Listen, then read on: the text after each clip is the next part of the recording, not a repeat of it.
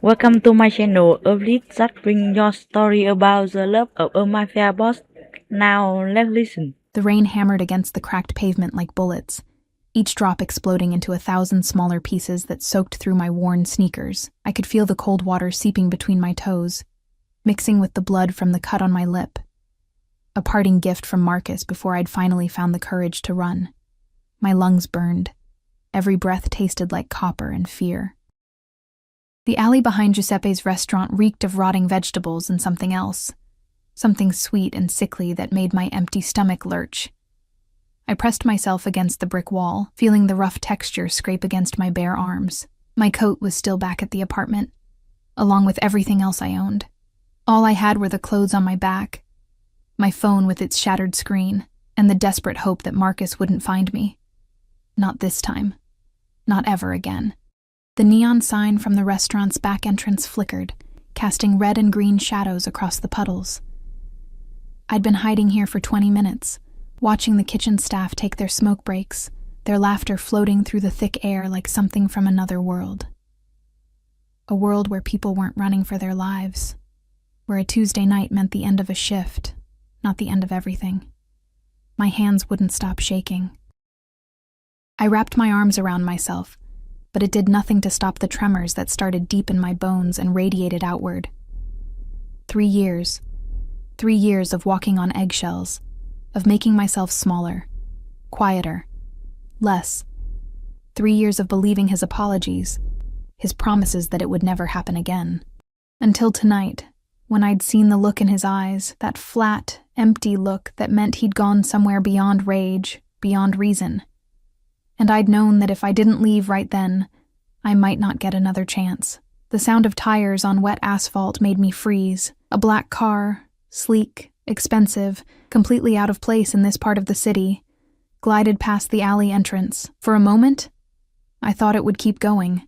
Then the brake lights flared red, painting the rain-slicked street the color of blood. The car reversed. My heart hammered against my ribs so hard I thought it might crack them.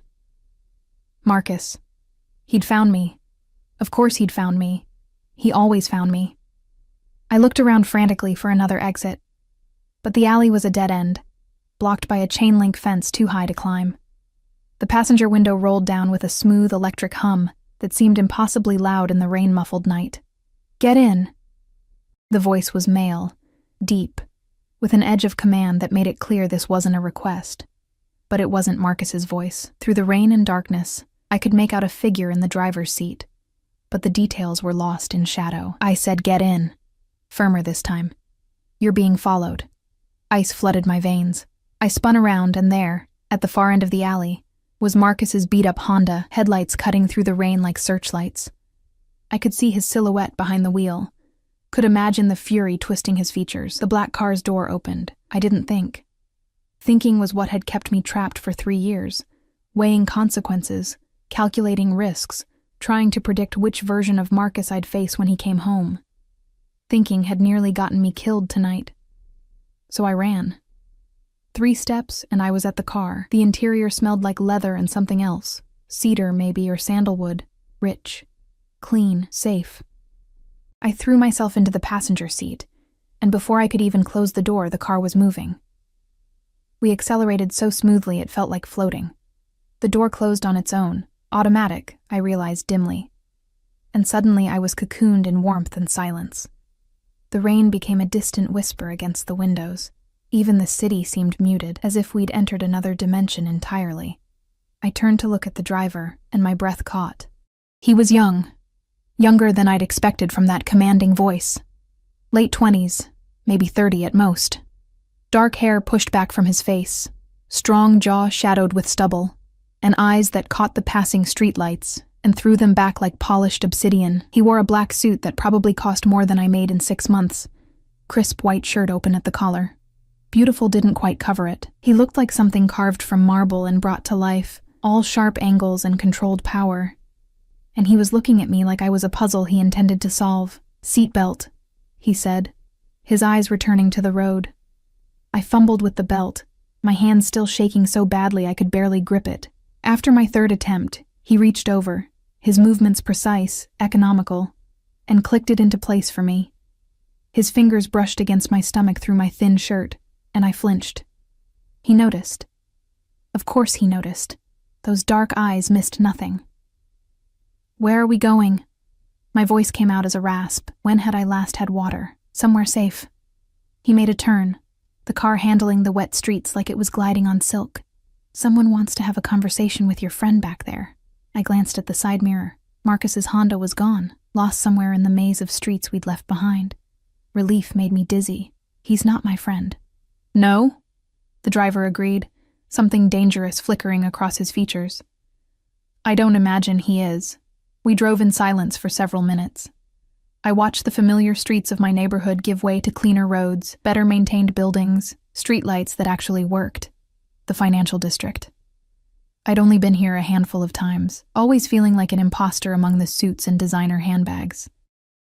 The driver made a call, pressing a button on the steering wheel, speaking in rapid Italian that I couldn't follow. His voice changed when he spoke his native language, becoming somehow more fluid, more lethal. When he finished, he glanced at me again. "You're bleeding." I touched my lip and my fingers came away red. "It's nothing." "It's not nothing." He reached into the center console and pulled out a small first aid kit. The expensive kind, with actual supplies instead of the pathetic Band-Aids you got at the drugstore. "There's antiseptic wipes. Clean it." It wasn't a suggestion. I took the kit with trembling fingers, pulled out a wipe, and pressed it against my split lip. The sting made my eyes water, but I welcomed it. Pain meant I was alive. Pain meant I'd escaped. "What's your name?" he asked. "Emma." The lie came automatically. I'd been using fake names for so long, trying to hide from Marcus's friends, his family, anyone who might tell him where I was. "Emma Collins." His lips curved into something that wasn't quite a smile. "You're a terrible liar, Emma Collins." My stomach dropped. "I don't know what—" "The car behind us?" He made another smooth turn. "Your ex-boyfriend, I'm assuming, Marcus Delgado, has a record. Assault, battery, violated 2 restraining orders in the past 5 years. Currently wanted for questioning in connection with a convenience store robbery last month." The wipe fell from my numb fingers. "How do you know all that?" "I make it my business to know things." He pulled the car into an underground parking garage, stopping at a gate that opened automatically. "Especially when someone runs into one of my cars." "I didn't run into your—" I stopped, remembering the desperate dash from the alley. Had I? Everything was such a blur of fear and adrenaline. We descended into the garage, level after level, until we were so far underground I'd lost count. The concrete walls were pristine, the lighting bright enough to feel like daylight. Every parking space held a vehicle worth more than my entire life. Ferraris, Bentleys, cars I couldn't even name. He parked in a spot labeled Reserved D. Ferretti and killed the engine. The silence was absolute. "Thank you," I managed, "for helping me. I can go now." "You have nowhere to go." It wasn't cruel, just a statement of fact. No coat, no bag, no money. And Marcus Delgado knows what you look like, knows how you think, knows where you'll try to hide. Every word was true, and every truth was a knife. "I'll figure something out," I said, reaching for the door handle.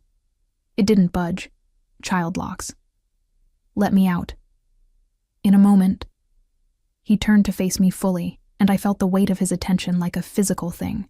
"First, you're going to tell me your real name." "Your real name," he repeated, his voice dropping to something that made the air feel thicker. "And then you're going to tell me exactly how you ended up in my city, running from a man who should already be in prison." "Your city?" I laughed, but it sounded hysterical even to my own ears. "Who are you, the mayor?" Something like that. He reached into his jacket. I tensed, but he only pulled out his phone. The screen illuminated his face, highlighting the sharp planes and angles. "My people picked up Marcus Delgado 3 blocks from here. He's being interviewed." Horror and relief warred in my chest. "What does that mean?" "It means he won't be bothering you tonight." He tapped something on his phone, then showed me the screen. It was a photo. Marcus, zip-tied to a chair in what looked like a warehouse. 2 massive men standing behind him. His face was a mask of rage and fear, blood trickling from his nose. I should have felt triumphant. Instead, I felt sick. "You can't. He needs to go to the police." The police? The driver's laugh was soft, almost gentle. The police who let him violate 2 restraining orders? Who couldn't protect you? No, Piccola. The police are not who handles this. Then who? But I already knew. The expensive car, the casual violence, the way he commanded everything around him like it was his birthright. You're with the Mafia. Such an ugly word. He pocketed his phone. I prefer to think of it as family business. My hand found the door handle again, pulling desperately even though I knew it wouldn't open. Let me out. Please, I don't want any part of this. Too late. His hand covered mine. Warm, strong, stopping my frantic pulling without any apparent effort. You got into my car, Bella. You accepted my protection. That makes you my responsibility now. I didn't know. Ignorance doesn't change the facts. He released my hand but didn't move away. Your real name. Now. I looked into those dark eyes and saw something that terrified me more than Marcus ever had. Absolute certainty. This man always got what he wanted, always. Lily, I whispered. Lily Morrison. There. His smile was approving, warm, and somehow more dangerous than any threat. That wasn't so difficult, was it? The car door unlocked with a soft click. Come, he said, opening his own door and stepping out. You're soaked, you're bleeding, and you look like you haven't eaten in days. We'll get you cleaned up, fed, and then we'll discuss what happens next. I didn't move. Couldn't move. Every instinct screamed at me to run, but where would I go? Marcus was out there somewhere, or he would be once these people were done with him. And I had nothing. No money. No phone that worked. No friends I could call without putting them in danger. The driver appeared at my door, opening it, extending his hand like a gentleman helping a lady from a carriage. I don't bite, Lily Morrison. His voice was silk over steel. Unless you ask very nicely. I took his hand before I could convince myself otherwise. His grip was firm, steady, and impossibly warm. He helped me out of the car, and I realized how tall he was.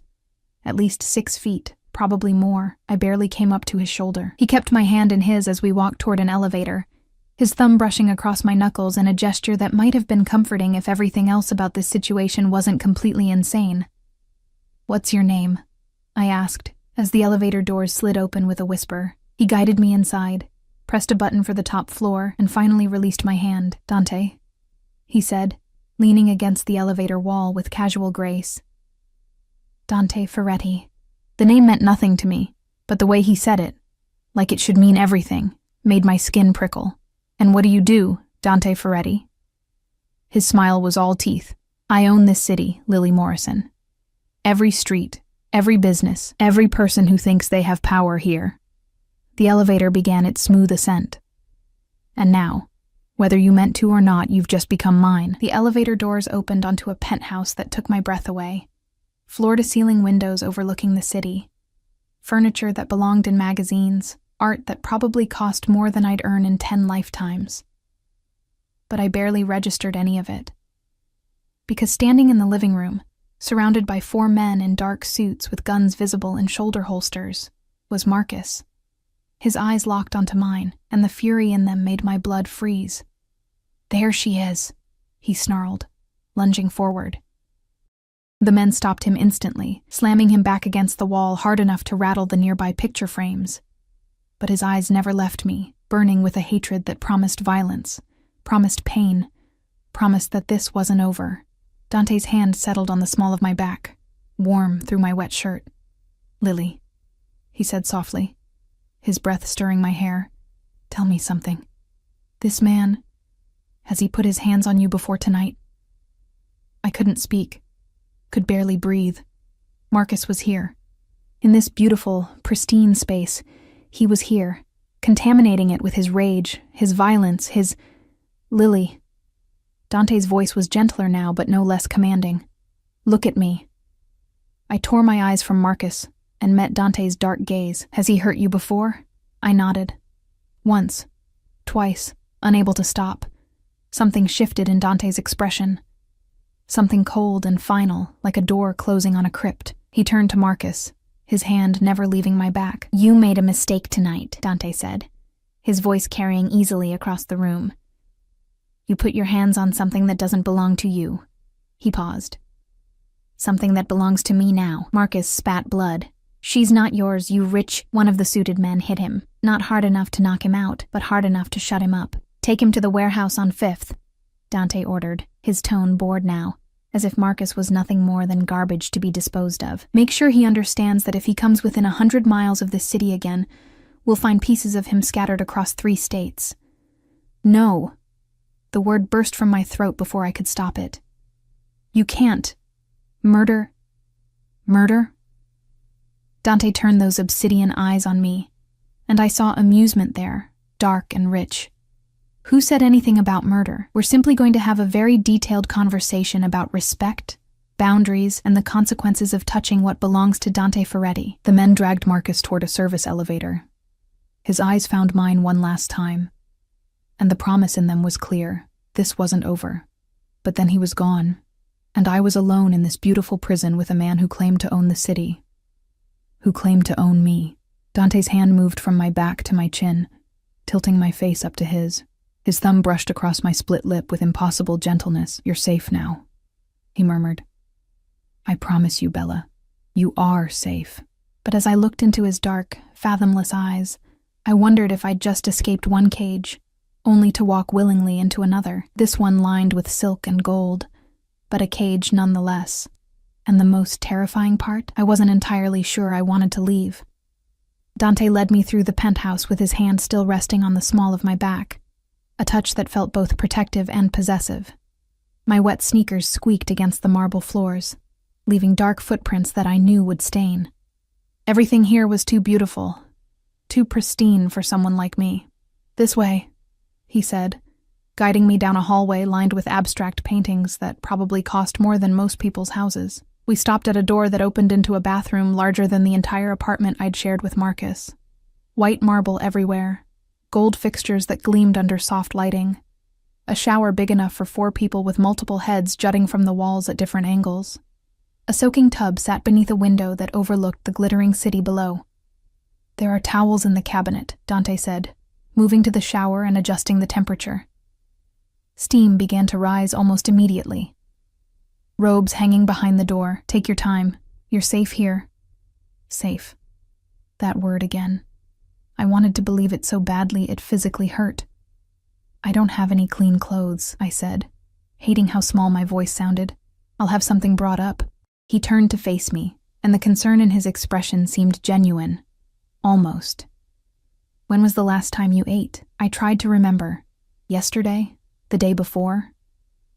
Time had become fluid in those final weeks with Marcus, measured only in the spaces between his rages. I'm not hungry, I lied.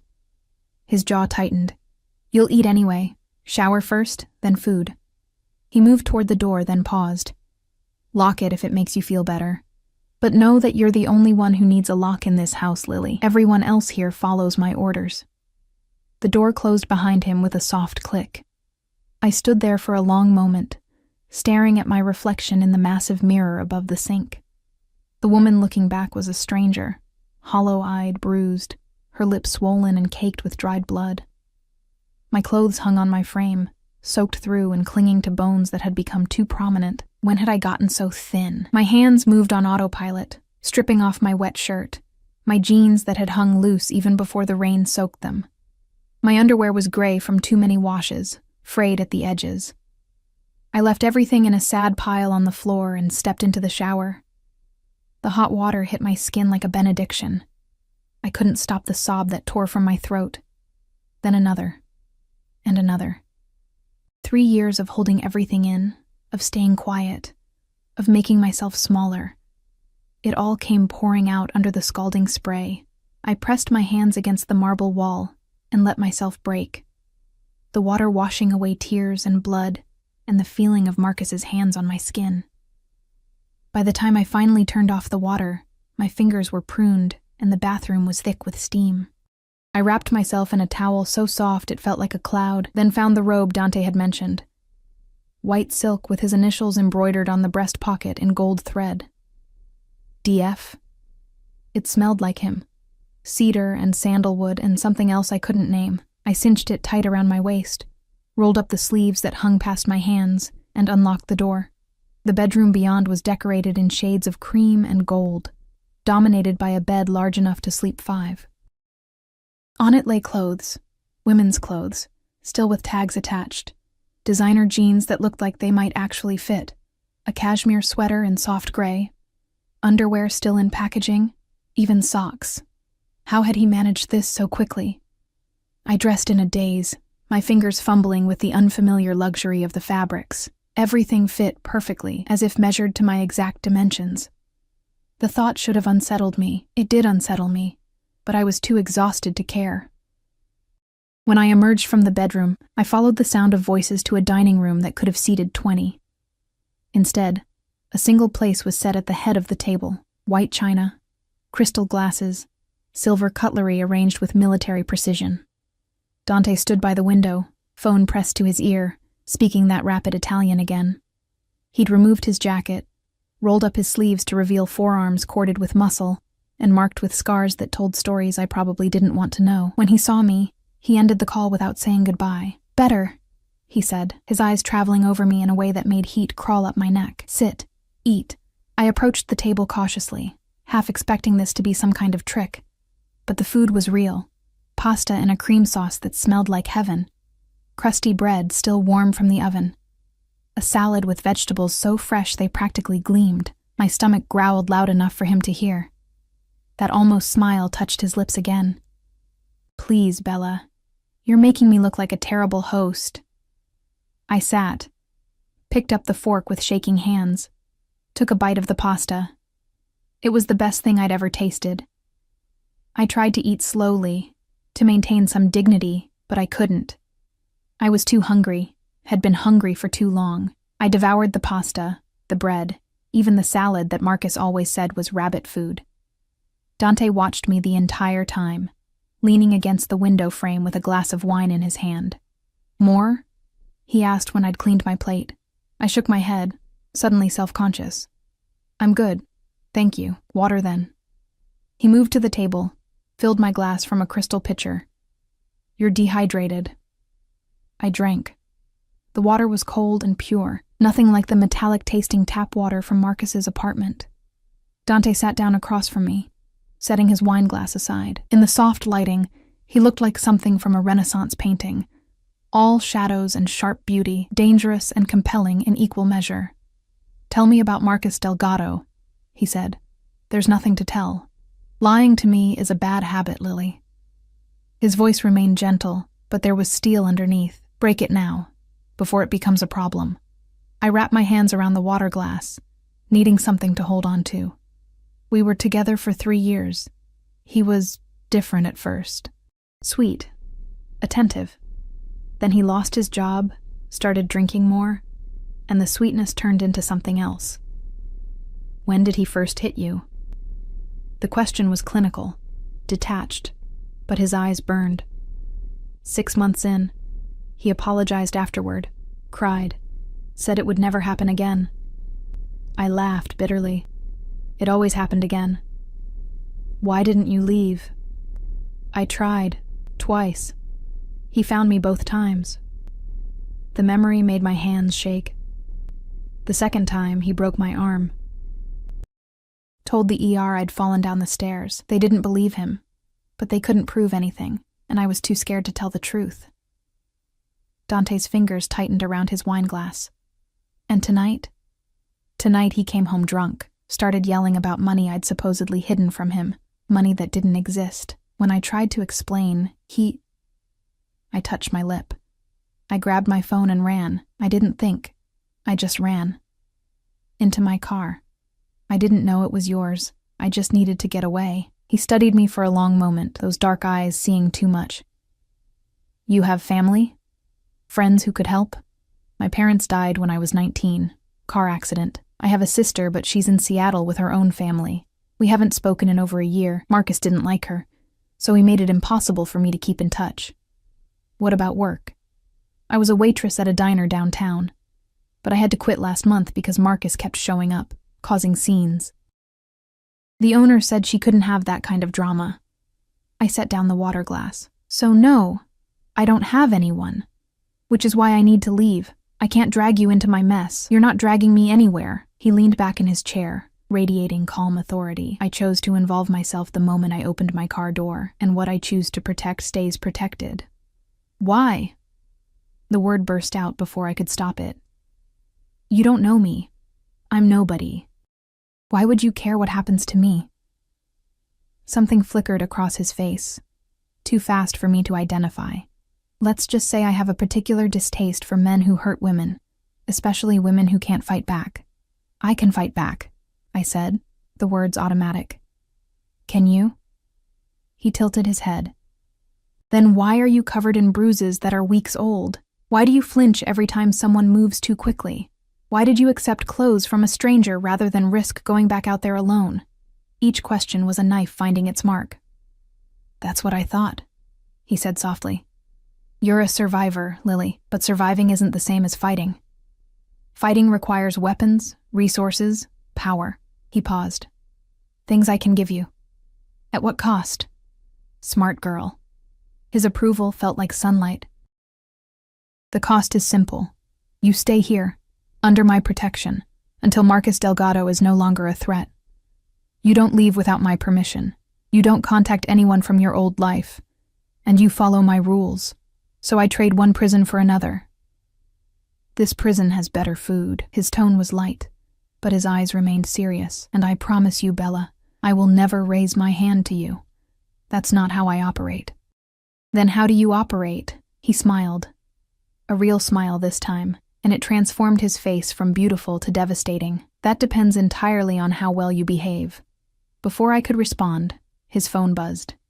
He glanced at it, and his expression hardened. Your ex-boyfriend is proving difficult to reason with, he said, standing. I need to handle this personally. Stay here.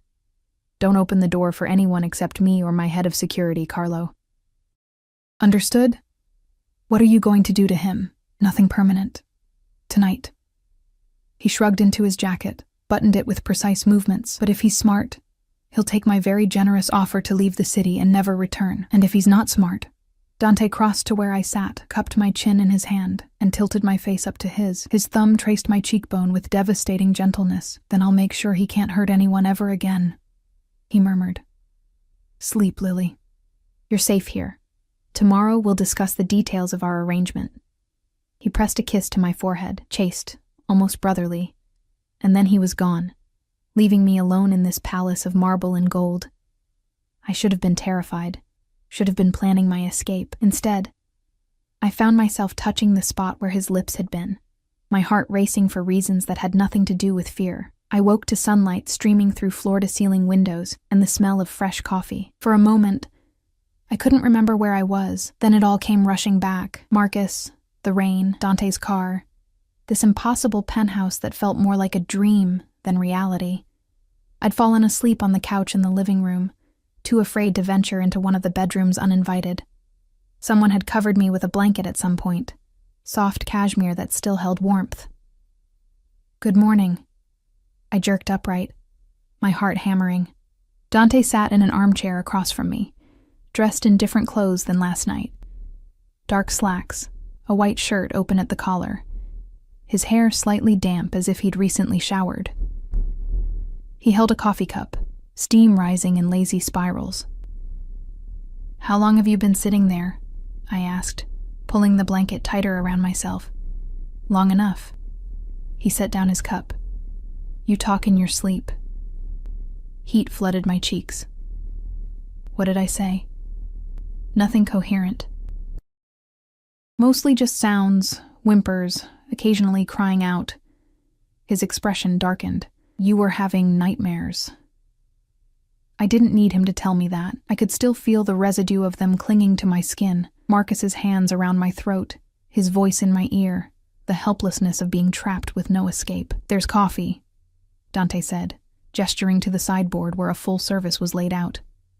And breakfast will be ready soon. I took the liberty of having some of your preferences researched. Researched? Your favorite foods, your clothing size, your schedule from when you were working. He said it so casually, as if having someone investigated overnight was perfectly normal. I like to be thorough. I should have been angry. violated. Instead, I felt something else entirely. A strange flutter in my chest that I refused to examine too closely. Is Marcus... I couldn't finish the question.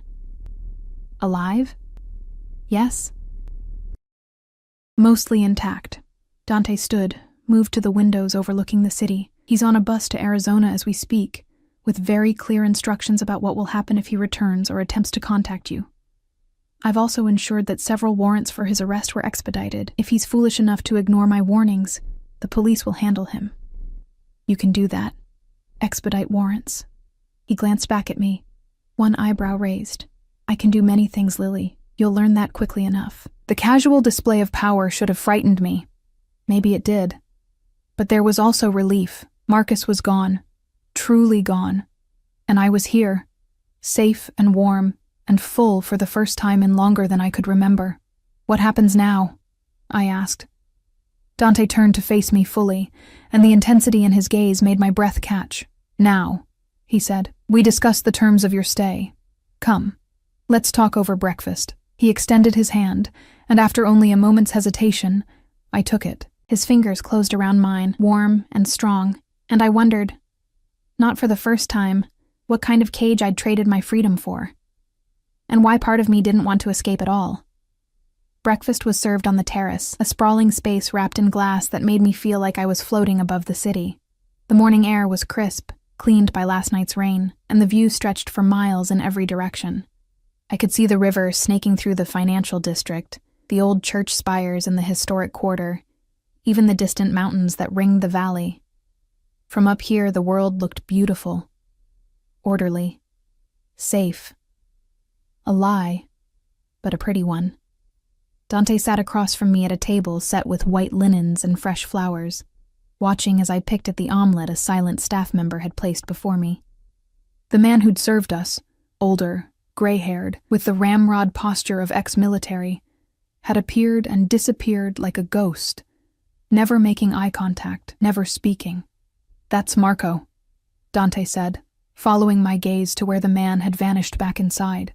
He's been with my family since I was a child. He doesn't speak much, but he's loyal. They all are. How many people work here? In the penthouse? 5 full-time staff. Marco, the cook, 2 housekeepers, and my personal assistant. In the building overall? He shrugged. More. Security, maintenance, drivers, I own the entire structure. Of course he did. I took a bite of the omelet, perfectly seasoned, filled with vegetables and cheese that melted on my tongue. My stomach had shrunk so much that even this small amount felt like too much, but I forced myself to eat. Dante noticed everything. I wouldn't give him the satisfaction of seeing me waste food. The terms, I said, setting down my fork. You mentioned terms. Direct. I like that. He leaned back in his chair, coffee cup cradled in one hand. The morning light caught the angles of his face, making him look like something carved from bronze. You'll stay here for a minimum of 2 weeks. During that time, you don't leave the building without my explicit permission and appropriate security. You don't contact anyone from your previous life. Not friends, not former co-workers. Certainly not family until we're certain Marcus has truly left the area. You want me to be a prisoner. I want you to be alive. His voice remained calm, reasonable. Marcus Delgado has a history of violence and obsession. Men like that don't simply give up because they're told to. They wait, they watch, they plan. 2 weeks gives us time to ensure he's actually gone, and to make alternative arrangements. What kind of arrangements? The kind that ensure you can eventually return to a normal life without constantly looking over your shoulder. He set down his cup. I have resources, Lily, connections. I can get you a new identity, new documentation, a job in another city if that's what you want. But it takes time to do it properly. A new identity. A fresh start. The possibility dangled before me like forbidden fruit. And what do you get out of this? I asked. Nobody helps a stranger without wanting something in return. Perhaps I'm just a good Samaritan.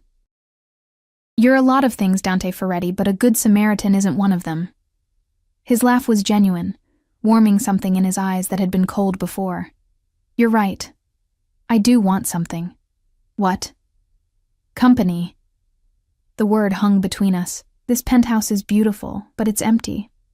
I work too much, sleep too little, and spend most of my time with men who only speak to me because they're afraid or because they want something. He paused, studying me. You're not afraid of me. Not really. And you certainly don't want anything from me except safety. It's refreshing. I wanted to argue, to tell him he was wrong. I was terrified of him, of his casual violence, of the way he commanded the world around him like a king. But the words stuck in my throat because part of what he said was true. The fear I felt around Dante wasn't the same nauseating dread I'd felt with Marcus. It was something else entirely, sharper, cleaner, almost electric. So I'm what, your pet? Your project? I heard the bitterness in my voice and didn't try to hide it. The poor broken girl you get to fix? You're not broken. His voice cut through the air like a blade. Wounded, yes. Traumatized. But not broken. Broken things don't run. They don't fight. They certainly don't look me in the eye and challenge me the way you're doing right now. Heat crept up my neck. I'm not challenging you. Aren't you? He stood, walked around the table until he was beside my chair. Close enough that I could smell his cologne, feel the heat radiating from his body. You've been here less than 12 hours, and you've already lied to me twice, questioned my motives, and accused me of treating you like a prisoner. That sounds like a challenge to me. I tilted my head back to meet his gaze, refusing to be intimidated. If you don't like it, let me leave. No. Simple. Final. I told you. What I protect stays protected. You accepted my help. That makes you mine now, whether you like it or not. I'm not a possession. No, he agreed, his hand coming up to tuck a strand of hair behind my ear. The gesture was tender, almost affectionate, and it made my pulse spike.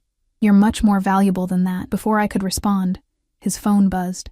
He stepped back, checked the screen, and his expression hardened. I need to handle something, he said, his tone shifting to business. Carlo will be here within the hour to go over security protocols with you. Listen to him, Lily. He knows what he's doing. Where are you going? Work. He shrugged into the suit jacket that had been draped over his chair. I do still run several legitimate businesses, despite what you might think. I never said... You didn't have to. He moved toward the terrace doors, then paused. One more thing. There's a gym on the 15th floor, a library on the 12th, and a pool on the roof. You're free to use any of them. Consider this your home for the next 2 weeks. It's not my home, it's yours. Then I suggest you get comfortable, because you're not leaving. The doors closed behind him, leaving me alone with my half-eaten breakfast and a view of a city I couldn't touch. Carlo arrived exactly 60 minutes later. He was massive, easily 6'5", with shoulders that could barely fit through doorways and hands like dinner plates. His face looked like it had been on the wrong end of several fights, nose crooked, scar tissue around his eyebrows, but his eyes were intelligent, assessing me with the same clinical precision Dante had used. Miss Morrison, he said, his voice surprisingly gentle for such a large man. I'm Carlo Rossi, head of security for Mr. Ferretti. I'll be overseeing your protection during your stay. I don't need protection. Marcus is gone. Marcus Delgado is on a bus to Arizona, yes. But he has friends, associates, people who owe him favors. Carlo moved through the penthouse like he owned it, checking windows, testing locks. And then there's the simple fact that you're living in Dante Ferretti's private residence. That alone makes you a target for anyone looking to gain leverage over him. The thought hadn't occurred to me. People would hurt me to get to Dante? People would do much worse than hurt you. Carlo's expression was grim, which is why you follow my rules. No going near windows without curtains closed. No answering the door unless you've been told to expect someone. No leaving the building under any circumstances without Mr. Ferretti or myself present. This is insane. This is reality. He pulled out a phone. Not his personal one, I noticed, but a burner with a simple flip design. This is for you. It has 3 numbers programmed: Mr. Ferretti, myself, and emergency services. If anything happens, anything at all, you call one of those numbers immediately. I took the phone with numb fingers. What kind of anything? Anything that feels wrong. A noise you can't identify. Someone approaching you in the building. A feeling that you're being watched. He paused. Mr. Ferretti has many enemies, Miss Morrison. Some of them wouldn't hesitate to use you to hurt him. But I'm nobody to him, just some girl he helped. Carlo's expression softened slightly. If you believe that, you haven't been paying attention. Before I could ask what he meant, Marco appeared in the doorway. Mr. Rossi, he said quietly. There's a situation downstairs. Carlo's entire demeanor changed. Relaxed one moment, combat ready the next. What kind of situation? A woman claiming to be Miss Morrison's sister. She's demanding to see her. My heart stopped. Rachel? Rachel's here? Stay back, Carlo ordered as I started toward the door. Marco, get Mr. Ferretti on the phone. Miss Morrison, how long since you've spoken to your sister? Over a year. But Marcus, he must have contacted her, told her something. Panic clawed at my throat. If he dragged her into this, we don't know anything yet. Carlo was already moving, speaking rapidly into his phone. When he finished, he turned to me. Mr. Ferretti is sending someone to verify her identity. Until then, she stays in the lobby. You stay here. She's my sister. She's a potential security risk. His tone brooked no argument. I understand you want to see her, but we do this properly. Mr. Ferretti's rules. I wanted to scream, to push past him and run downstairs, to see Rachel and explain everything and beg for her forgiveness. But Carlo's massive frame blocked the doorway, and something in his expression told me he wouldn't hesitate to restrain me if necessary. So I waited. 10 minutes felt like 10 hours. I paced the living room, wearing a path in the expensive rug, while Carlo stood like a statue by the elevator. Marco had disappeared again, probably to make more calls, to verify more things, to run Rachel through whatever security protocols Dante had in place. When the elevator finally dinged, I lunged forward. Carlo caught me easily, one hand on my shoulder. Let me check first. The doors opened. Rachel stood there, flanked by 2 of Dante's men, looking furious and terrified in equal measure. Her blonde hair was pulled back in a messy ponytail, her jeans and sweater wrinkled like she'd slept in them. When she saw me, her face crumpled. Lily! She pushed past the guards, past Carlo, and threw her arms around me. Oh my God, Lily, what's happening? Marcus called me last night, said you were in danger, that you'd been kidnapped by some... I wasn't kidnapped, I said, hugging her back so tight my arms ached. She smelled like home, like the vanilla perfume she'd worn since high school. Marcus lied.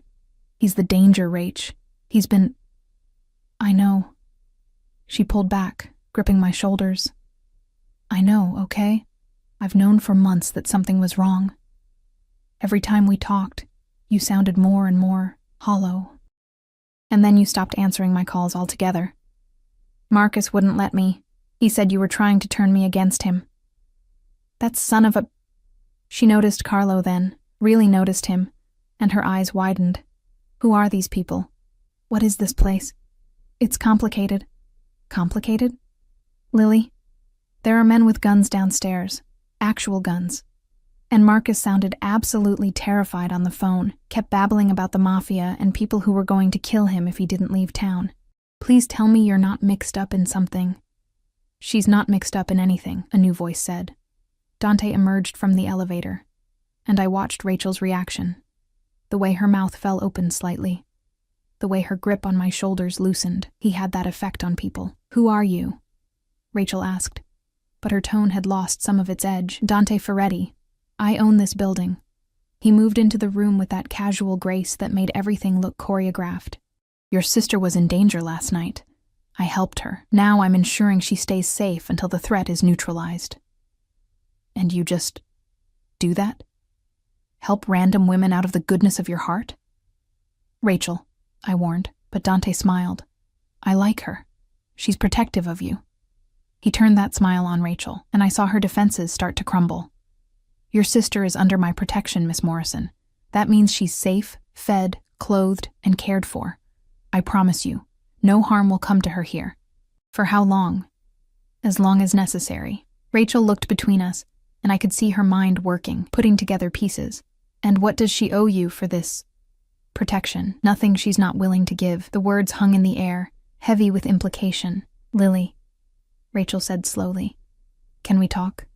Alone. Dante nodded to Carlo, who ushered the other guards out. but Dante himself didn't move. "Mr. Ferretti," Rachel said pointedly, "this is my home, Miss Morrison. I don't leave rooms in my own home." But he did move to the windows, giving us the illusion of privacy. Rachel pulled me to the far side of the room, lowering her voice. "Lily, please tell me you understand how insane this is. You don't know this man. You can't trust him. He saved me from Marcus, and put you in a gilded cage instead." She gestured at the penthouse. "Look at this place. Look at him. Men like that don't help people without expecting something in return. He's giving me a new identity, a fresh start. At what cost?" Rachel's eyes were pleading. "Come home with me, to Seattle. You can stay with Tom and me. We'll figure something out. Marcus knows where you live. Then we'll get a restraining order. We'll go to the police. The police couldn't protect me before. What makes you think they can now?" I took her hands, squeezed them. "I know this looks crazy. I know you're worried, but Dante, he's already done more to keep me safe than anyone else ever has. Just give me 2 weeks. That's all I'm asking. 2 weeks to make sure Marcus is really gone, and then we can figure out what comes next." Rachel studied my face, and I could see the moment she noticed. The clean clothes, the fact that I'd gained back some color in my cheeks, the absence of new bruises. 2 weeks, she finally said. "But I'm calling you every day. And if anything feels wrong, if he so much as looks at you the wrong way, you call me immediately. Promise me." "I promise." She hugged me again, hard enough to bruise. "I love you, Lily. Don't forget that. I love you too." Dante escorted Rachel back to the elevator personally, speaking quietly to her in a tone too low for me to hear. Whatever he said seemed to reassure her, because some of the tension left her shoulders. When the doors closed, taking her away, I felt the loss like a physical ache. "She cares about you," Dante said, returning to my side. "She's my sister. Of course she does. Not everyone is so lucky." Something dark flickered in his expression. "Family isn't always what it should be." Before I could ask what he meant, his phone buzzed again. He glanced at it, and his jaw tightened. "Problem?" I asked. "Always." He pocketed the phone. "Nothing for you to worry about. Get some rest, Lily. You've had a difficult morning." He started to leave, but I caught his arm. The muscle beneath his sleeve was solid, warm. "Thank you," I said, "for letting Rachel see me. You didn't have to do that." His hand covered mine, and the touch sent electricity racing up my arm. "I told you, I'm not your enemy. The sooner you believe that, the easier this will be." He left me standing in the middle of his beautiful prison, my hand still tingling from his touch, wondering what, exactly, I'd agreed to, and why part of me was eager to find out. The days blurred together in a rhythm I hadn't expected. Wake to sunlight streaming through floor-to-ceiling windows, breakfast on the terrace with Dante when he was home, which was less often than I anticipated. Hours spent exploring the building's amenities while Carlo shadowed me like a silent mountain. By the 4th day, I'd stopped flinching every time someone moved too quickly. By the 6th, I'd gained back 5 pounds and could see it in my face, color in my cheeks, the hollows beneath my eyes less pronounced. By the 8th day, I realized I hadn't thought about Marcus in over 24 hours. The library became my sanctuary. Floor-to-ceiling shelves lined 3 walls, filled with books in multiple languages: Italian, English, French, even some in what looked like Russian.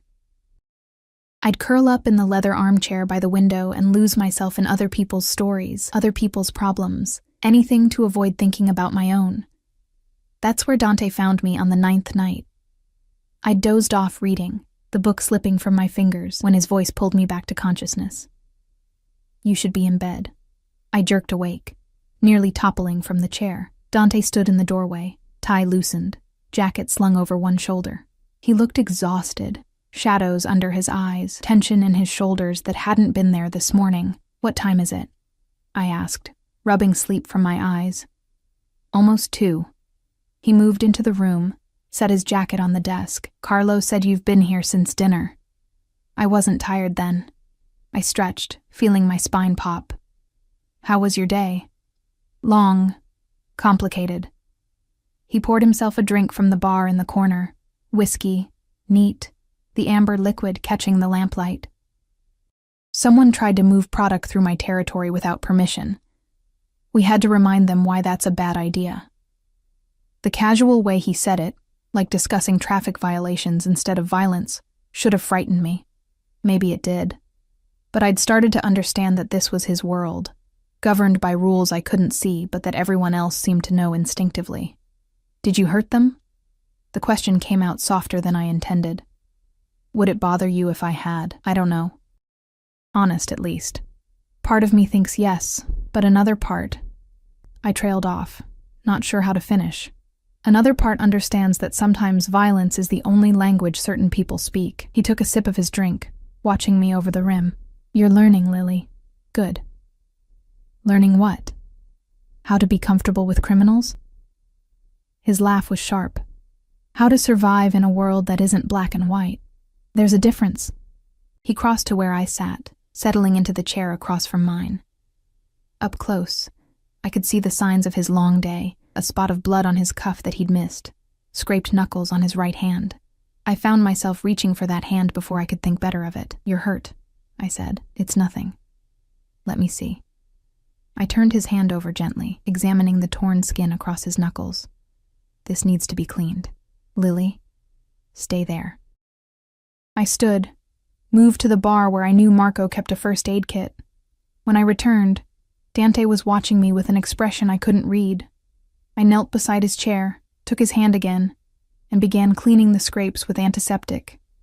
He didn't flinch, didn't make a sound, just watched me work with those dark, fathomless eyes. You don't have to do this, he said quietly. I know. I dabbed at the wounds with careful precision.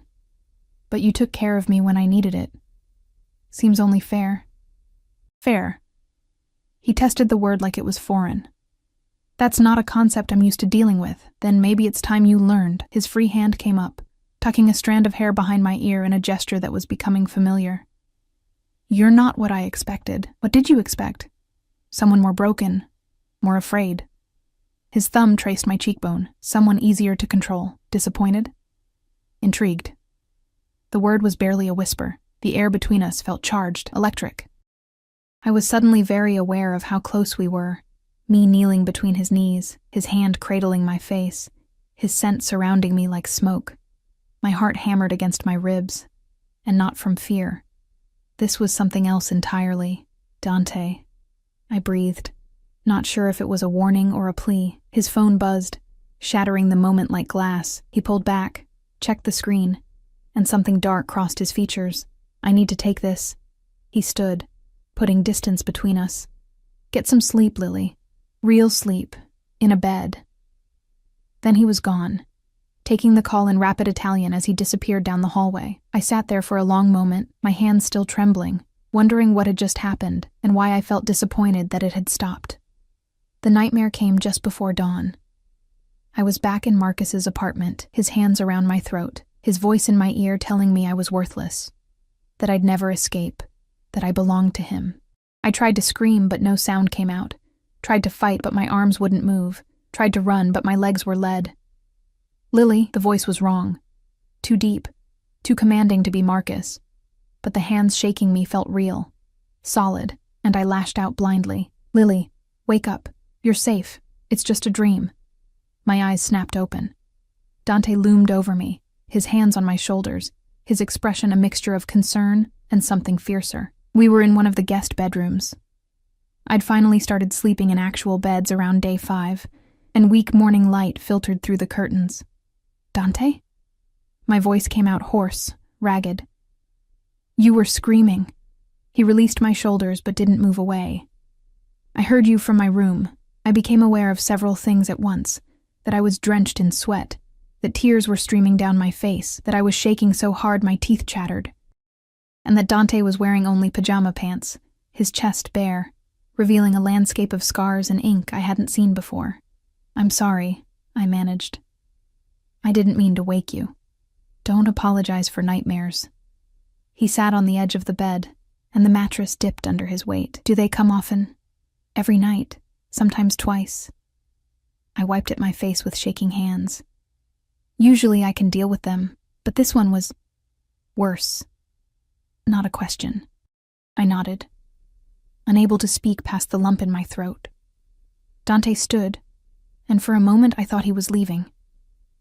Instead, he moved around the bed, pulled back the covers on the other side, and climbed in. "What are you doing?" I asked. "Staying." He settled against the pillows, one arm extended in clear invitation. "Come here." "Dante, I'm not asking you to think. I'm asking you to trust me." His voice was gentle but firm. "You won't sleep alone after that, and I'm not leaving you to suffer through another nightmare by yourself." Every rational part of my brain screamed at me to refuse, to maintain distance, to remember that this man was dangerous in ways Marcus had never been. But the trembling wouldn't stop, and the phantom feeling of hands around my throat persisted, and suddenly all I wanted was to feel safe. I moved into the circle of his arms. He pulled me against his chest, one hand stroking my hair, the other wrapped around my waist. His heartbeat was steady beneath my ear, strong and reassuring. He was warm, solid, real, an anchor in the storm of my fear. "Sleep," he murmured against my hair. "I've got you. Nothing can hurt you while I'm here, and God help me." I believed him. I woke hours later to find myself still wrapped in Dante's arms, my face pressed against his chest, one of my legs tangled with his. Sunlight streamed through the windows. It had to be nearly noon. I'd slept deeper and longer than I had in months. Dante was already awake, watching me with those dark eyes that saw too much. "Better?" he asked. "Yes." I should have moved away, put distance between us. Instead, I stayed exactly where I was. "Thank you." "You don't have to thank me for basic human decency, Lily." "Maybe not. But I'm going to anyway." His hand moved up my back in slow, soothing circles. "Tell me about him. About what he did to you. Why?" "Because I need to understand what you survived, what you're still surviving." So I told him everything. The slow escalation from verbal abuse to physical violence, the isolation from friends and family, the financial control, how Marcus had convinced me to quit my job, had taken over my bank account, had made me completely dependent on him, the times he'd apologized with tears in his eyes and flowers in his hands, swearing it would never happen again. The times I'd believed him because believing was easier than accepting that I'd wasted 3 years on a monster. Dante listened without interruption, his hand never stopping its gentle movement along my spine. When I finished, my face was wet with tears I hadn't realized I was shedding. "He stole 3 years of your life," Dante said, his voice cold as winter. 3 years you'll never get back." "I know. And you blame yourself for staying." It wasn't a question, but I answered anyway. How could I not? I'm smart, educated. I knew what he was doing was wrong. But I stayed anyway, because he convinced you that you had nowhere else to go, that you were worthless without him. That's what abusers do, Lily. They make you believe the cage is safety. His arms tightened around me, but you got out. In the end, when it mattered most, you found the strength to run. That's not weakness. That's survival. It doesn't feel like strength. It will. Eventually. He tilted my chin up, forcing me to meet his eyes. And until then, you have me. For whatever that's worth. Why? The question had been building for days. Why do you care? You could have just driven past that alley, could have let Marcus take me. Instead, you brought me into your home, gave me clothes and food and safety. Why? Something flickered in his expression. Pain, maybe. Or an old wound reopening. When I was 16, my mother tried to leave my father. He was not a good man. Violent, cruel, especially when he drank. She'd endured it for years, but when he turned his attention to my younger sister, she finally found the courage to take us and run. He paused, and I waited, hardly breathing. We made it as far as a motel 2 towns over. My father found us 3 days later. His voice remained steady, but his eyes had gone somewhere else entirely. He beat her so badly she spent 2 weeks in the hospital, broke her jaw, fractured her skull, 3 ribs. The doctors said she was lucky to survive. Dante, I whispered, my hand finding his face. She never tried to leave again, spent the next 10 years in that house, getting smaller and quieter until she was barely a ghost. She died when I was 26, officially from pneumonia, but really from a broken spirit and a lifetime of trauma. He focused on me again. and the intensity in his gaze made my breath catch.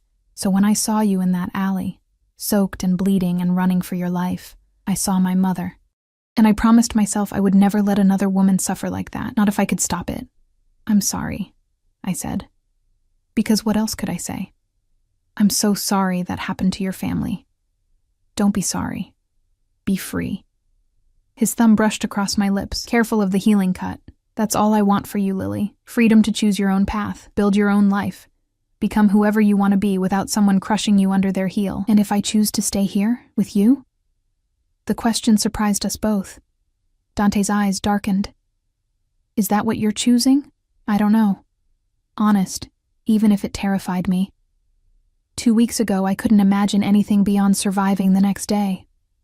Now I'm lying in bed with a man who terrifies and fascinates me in equal measure, feeling safer than I have in years. I don't know what I'm choosing because I don't know what my options are. Your options are endless, Bella. He shifted, rolling us so he was above me, his weight supported on his forearms. You can leave whenever you want. I'll set you up with new documents, money, a job anywhere in the country. Or you can stay. Live here, let me protect you, let me... He trailed off, seeming to struggle for words. Let you what?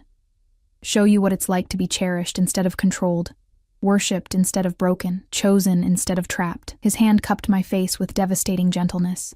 I want you, Lily Morrison. I have since the moment you looked at me in that car with fear and fury in your eyes, refusing to be diminished even in your darkest moment. But I won't keep you if you want to go. That's the difference between men like me and men like Marcus. I may be a monster, but I'm a monster with rules. What if I want to stay? The words came out barely above a whisper. Not forever, maybe, but for now. Until I figure out who I am without someone telling me. Then you stay. He lowered his head until our foreheads touched. And I promise you, Bella, you'll want for nothing. Protection, safety, comfort. Whatever you need, it's yours. What about freedom? Especially freedom, the kind that matters anyway. His lips brushed my temple. But I'm selfish enough to hope that once you're ready to fly, you'll choose to come back. I should have been afraid. Should have recognized the possessiveness in his words, the danger in the way his arms tightened around me. But all I felt was warm, safe, and seen in a way I'd never experienced before. Maybe that made me foolish. Maybe it made me brave. Or maybe it just made me human, reaching for connection in the aftermath of cruelty. Seeking light after years in the dark. Dante? I whispered. Yes? Stay with me today. Please. Just for today. Can we pretend the world doesn't exist outside this room? His answer was to pull me closer, to wrap me in arms that felt like safety and danger intertwined. For you, Bella, he murmured against my hair. I'd stop the world from spinning if you asked. And in that moment, wrapped in the arms of a beautiful monster, who saw my worth when I'd forgotten it myself, I believed him. The next 4 days passed in a haze of unexpected domesticity. Dante rearranged his schedule. Something Carlo muttered had never happened in the 5 years he'd worked for him. Meetings were pushed, calls were delegated, and suddenly the man who ran an empire from the shadows was having breakfast with me every morning, teaching me to make proper Italian espresso, arguing with me about books in the library. We didn't talk about what was happening between us, didn't label it, or examine it too closely. It existed in a space outside normal rules, not quite romance, not quite protection, something unnamed that grew stronger with each passing hour. On the 12th night, everything changed. I was in the library again. It had become our place, where the world felt smaller and safer.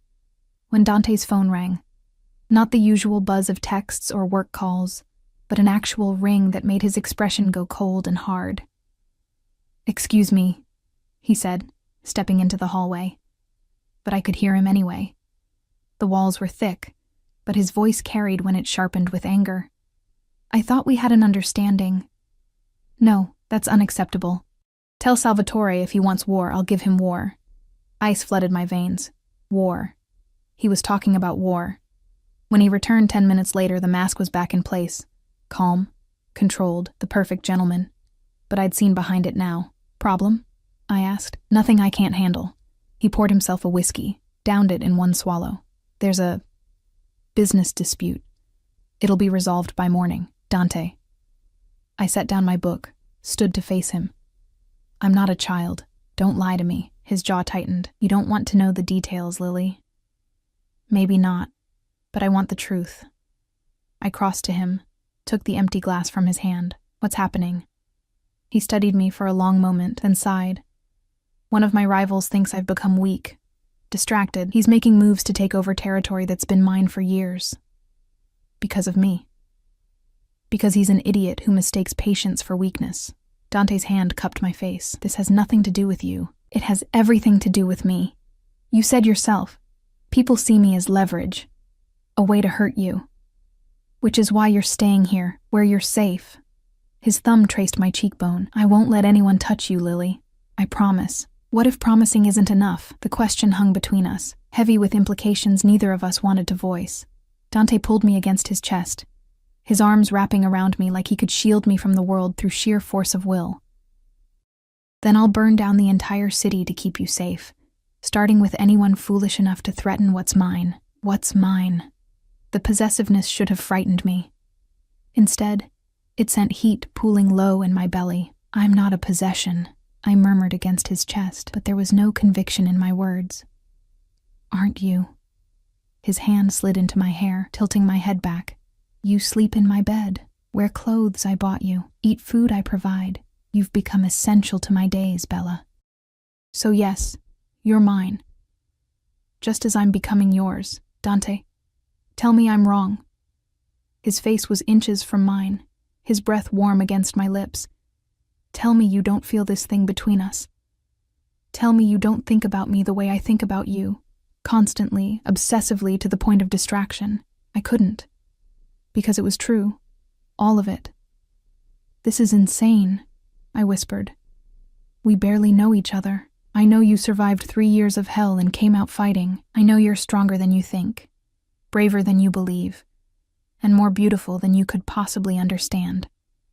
His forehead pressed against mine. I know that when you smile, really smile, not the polite mask you wear for others. It feels like the sun breaking through storm clouds, and I know that if anything happened to you, I would tear this world apart with my bare hands. You're terrifying, I breathed. I know. His lips brushed my temple. Does it matter? It should. But it doesn't. No, I admitted, my hands fisting in his shirt. It doesn't. He kissed me then. Not gentle, not tentative, but with all the controlled violence of a man who'd been holding himself back for too long. His mouth claimed mine with a hunger that stole my breath, his hands gripping my waist hard enough to bruise. And I kissed him back just as fiercely, pouring 3 years of pain and fear and loneliness into the contact, letting him consume the broken parts of me and forge them into something new. When we finally broke apart, both breathing hard, his eyes were black with desire. Lily, he rasped. If we do this, if we cross this line, there's no going back. You need to understand that. I'm not a good man. I'm selfish and possessive, and I don't share what's mine. If you give yourself to me, I'll never let you go. Promises, promises, I said, and pulled him down for another kiss. He lifted me easily, my legs wrapping around his waist as he carried me from the library, not to my guest room, but to his bedroom, a space I'd never entered, vast and dark with windows overlooking the sleeping city. He laid me on sheets that smelled like him, his body covering mine, and for the first time in years, I felt desired instead of used, wanted instead of needed, chosen instead of trapped. Tell me if I hurt you, he murmured against my neck, his hands already working at my clothes. Tell me if anything feels wrong. Don't stop, I whispered. Please, Dante, don't stop. So he didn't. I woke to gray dawn light and the feel of Dante's fingers tracing patterns on my bare shoulder. Good morning, he said softly when he noticed my eyes open. Hi. I stretched, feeling pleasantly sore in places I'd forgotten could feel pleasure. What time is it? Early, 6 maybe. He pressed a kiss to my shoulder. I need to handle the situation with Salvatore this morning. but I wanted to see you before I left. Reality crashed back, the business dispute, the threat of war. I sat up, pulling the sheet with me. Be careful. Always. But something in his expression told me this was more serious than he was letting on. Dante. I caught his hand. Promise me you'll come back. I promise. He raised my hand to his lips. I have too much to come back to now. He dressed in silence. Dark suit, crisp shirt, the armor of his world. I watched from the bed, memorizing the way he moved, the controlled power in every gesture. At the door, he paused. Stay inside today.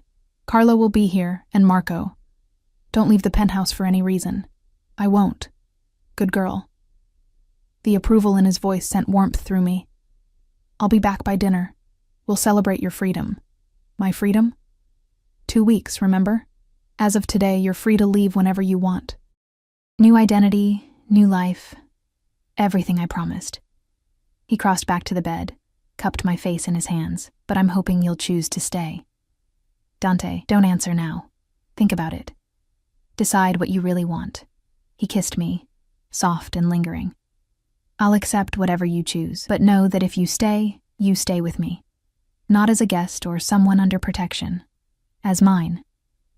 Then he was gone, leaving me alone with choices I'd never imagined having. The call came at 2 p.m. I was reading in the library, trying to distract myself from worrying about Dante, when Carlo appeared in the doorway, his expression grim. Miss Morrison, we need to move you. Now. My book fell from nerveless fingers. What happened? Salvatore's men hit one of Mr. Ferretti's warehouses. It's escalating faster than anticipated. He was already moving, pulling me to my feet. We have a safe house across town. You'll stay there until this is resolved. Where's Dante? Handling it.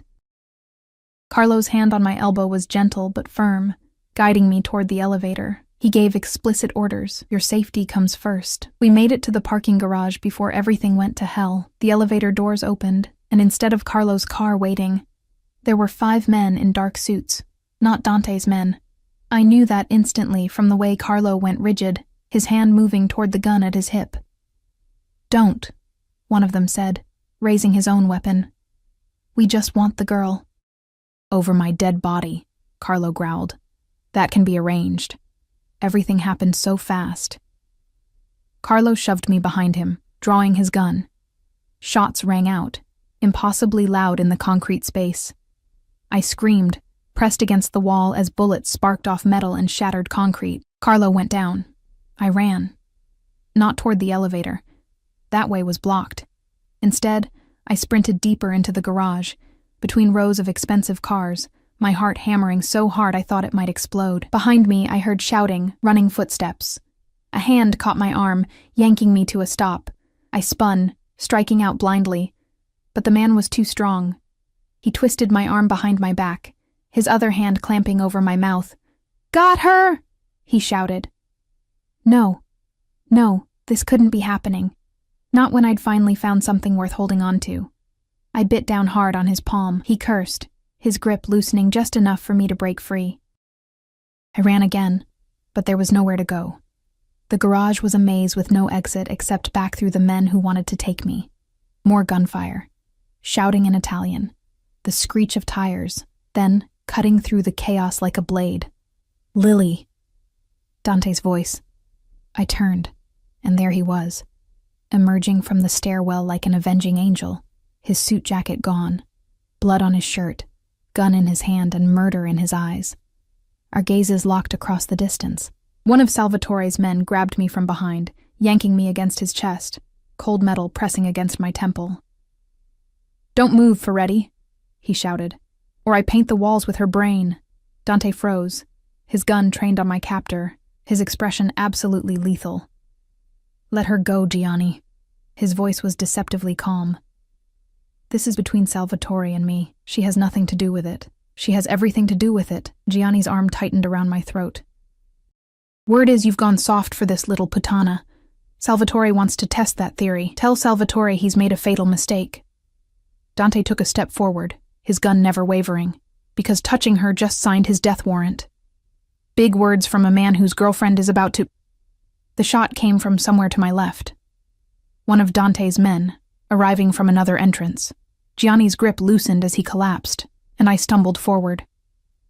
Dante caught me before I hit the ground, pulling me against his chest with arms that trembled slightly.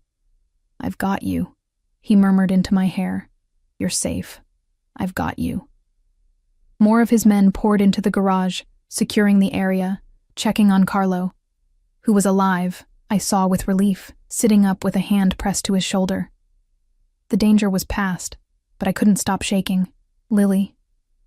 Dante pulled back just enough to see my face, his hands framing it with desperate gentleness. "Are you hurt? Did they touch you?" I'm fine.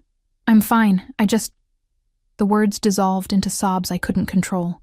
He held me through it, one hand in my hair, the other rubbing soothing circles on my back, murmuring reassurances in Italian that I didn't understand, but felt in my bones. When I could finally breathe again, he pulled back.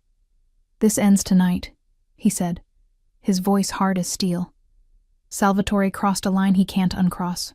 By morning, he won't be a problem anymore. Dante." "No." His eyes burned into mine. "He tried to take you, to hurt you to get to me. That's not something I forgive, ever." I saw it then, the monster beneath the gentleman's mask, the violence he'd been holding back, the darkness that made men fear his name. And I should have been terrified, but all I felt was safe. "Take me with you," I said. His expression shifted to surprise. "What?" "Whatever you're going to do, take me with you. I want to see it. I want to understand your world." I gripped his blood-stained shirt. "No more protection, no more sheltering. If I'm going to be yours, I need to know all of it. Lily, what I'm about to do will be violent, brutal, possibly fatal for Salvatore." I met his gaze without flinching. "I know, and I'm asking anyway." He studied me for a long moment, something like pride flickering in his expression. "You're sure?" "I'm sure." "Then you'll see exactly what it means to be Dante Ferretti's woman." He kissed me, hard and possessive. "And when it's over, you'll make your choice. Stay or go, but you'll make it knowing exactly who and what I am." The warehouse on the dock smelled like salt water and rust and fear. Salvatore hung from chains in the center of the room, his expensive suit torn and bloodied, his face already showing signs of Dante's particular brand of persuasion. Around him stood a dozen of Dante's men, silent and watchful. I stood beside Dante, his hand wrapped around mine, and watched as he conducted business. "You tried to take something that belongs to me," Dante said, his voice carrying easily through the cavernous space. "Explain why I shouldn't kill you where you hang." "She's just a woman," Salvatore spat blood. "Not worth starting a war over." "That's where you're wrong." Dante's grip on my hand tightened. "She's worth burning down this entire city, worth painting the streets red, worth everything I've built and more." He stepped closer to Salvatore. "You thought I was weak because I found something worth protecting beyond money and power, but that's what makes me dangerous, Sal. Because now I have something to lose, and men with something to lose fight harder, kill faster, and show absolutely no mercy." He turned to his men. "Spread the word. Salvatore's territories are mine as of tonight. Anyone who objects can join him." "You can't," Salvatore started. Dante's fist connected with his jaw, snapping his head back. "I just did." What followed was brutal, efficient, and over quickly. I watched it all. Dante's cold fury, his absolute control even in violence, the way his men obeyed without question. This was his world, dark and dangerous and governed by rules written in blood, and I wasn't afraid. When it was done, when Salvatore was a broken thing promising to leave the city and never return, Dante turned to me. "Now you've seen it all," he said quietly. The monster without his mask. I stepped into his arms, ignoring the blood on his clothes, the violence still humming in the air. "I choose to stay," I said. His eyes widened. "Lily, I choose you. This life, this world, all of it." I gripped his face, forcing him to see the certainty in my expression. "You showed me I was worth protecting, worth cherishing, worth more than the broken thing Marcus tried to make me. You gave me back myself, so yes, I'm staying." Not because I have nowhere else to go, but because this is where I want to be. You'll be in danger, always. Being with me makes you a target, then teach me to shoot, to fight, to be dangerous too. I smiled. You wanted to give me freedom, Dante. Well, this is my choice. Freely made. I choose you. He kissed me then, in a warehouse that smelled like violence and vengeance, with his men watching and his enemies defeated. He kissed me like I was salvation and damnation wrapped in one, like I was the answer to a question he'd been asking his entire life. When we finally broke apart, he pressed his forehead to mine. Then you're mine, he murmured. For as long as you'll have me. Forever sounds good, I whispered back. His smile was brilliant, transforming his face from beautiful to breathtaking. Forever it is, Bella Mia. 6 months later, I stood on the terrace of Dante's penthouse. Our penthouse now, watching the sun set over the city that had become my home. The ring on my finger caught the light, diamonds glittering like captured stars. Behind me, I heard the elevator doors open, followed by Dante's familiar footsteps. How was your day? I asked, as his arms wrapped around my waist, pulling me back against his chest. Long, boring. Better now. He pressed a kiss to my neck. How was yours? Productive. I finalized the paperwork for the women's shelter. The project Dante had funded, the one that would provide safe housing and resources for women escaping domestic violence. My purpose. My way of turning my pain into something meaningful. We open next month. I'm proud of you. His hand splayed across my stomach, and I covered it with mine. Rachel called. She wants to visit next weekend. I'll have Carlo arrange security. He turned me in his arms, his dark eyes warm. She still doesn't trust me. She's protective. She'll come around. I reached up to touch his face. Eventually, she'll see what I see. A man who saved me in every way a person can be saved. I didn't save you, Bella. You saved yourself. His thumb traced my lower lip. I just gave you the space to heal. Semantics. I smiled. Either way, I'm here. Happy. Free. With you. With me, he echoed. And the satisfaction in his voice made me laugh. Had I traded one cage for another? Perhaps. But this cage had no locks, no chains, no rules designed to break me. This was a choice I made every morning when I woke in Dante's arms. To stay, to love, to build a life from the ashes of everything I'd lost. Marcus was gone, truly gone, serving time for the robbery and other charges Dante's influence had ensured would stick. The nightmares came less frequently now. And when they did, Dante was there to chase them away. I'd found my sister again, mending bridges I'd thought were burned forever. I'd found purpose in helping other women escape the hells I'd survived. I'd found strength I didn't know I possessed.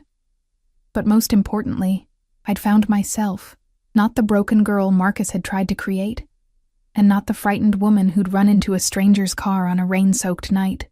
I was Lily Ferretti now, wife to a monster, lover to a man who would burn the world to keep me safe, partner to someone who saw my worth even when I'd forgotten it.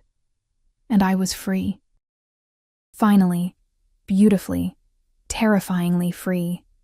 Dante kissed me as the sun painted the sky in shades of fire, and I kissed him back with everything I had, gratitude and desire and love and choice, all wrapped together in a moment that felt like forever.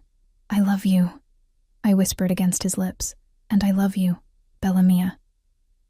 His arms tightened around me, more than power, more than this city, more than my own life. You're everything. The city stretched out below us, full of shadows and secrets, danger and beauty in equal measure. Dante's world, dark and complex and ruthless. Our world now, and I wouldn't change a single thing.